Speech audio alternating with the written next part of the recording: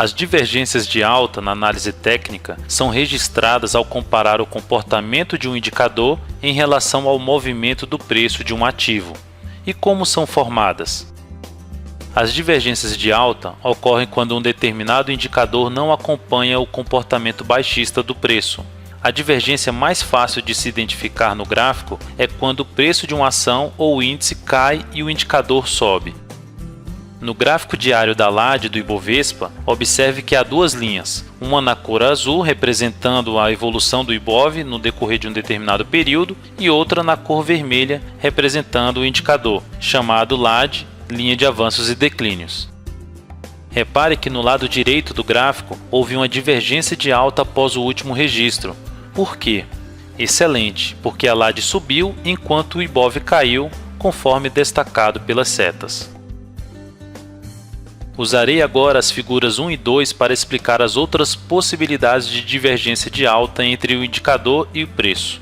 A figura 1 representa o comportamento do preço de um ativo e a 2 o comportamento do indicador.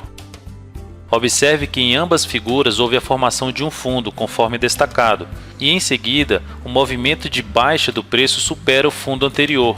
Apesar do indicador ter se movimentado para baixo também, repare que o mesmo não conseguiu superar o fundo anterior. Esta é uma divergência de baixa de menor importância, visto que o indicador pode superar o fundo anterior caso o preço da ação continue caindo. E como ocorre uma divergência de alta de maior importância? Simples, ocorre quando o preço forma um fundo descendente e o indicador um fundo ascendente. Usando as mesmas figuras 1 e 2, veja que no dia seguinte houve uma alta tanto no preço da ação quanto no indicador. Neste momento fica fácil verificar que o novo fundo formado pelo preço é mais baixo que o anterior, portanto descendente.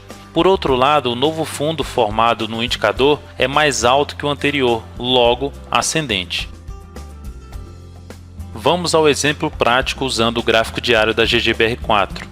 Observe no ponto A do gráfico que o preço da ação superou a mínima do fundo anterior. Já o indicador IFR, Índice de Força Relativa, não teve o mesmo comportamento, pois não superou o fundo anterior destacado e com isso gerou uma divergência de alta. Na sequência, repare que houve a formação de um fundo descendente no preço e ascendente no indicador, conforme destacado. Este fato tornou a divergência de alta mais significativa, ampliando a chance do preço voltar a subir. Como você pode perceber, a divergência de alta representa uma fraqueza no movimento de queda do preço de um ativo e uma chance maior de reversão. Alguns analistas aproveitam esta configuração gráfica para realizar operações de compra.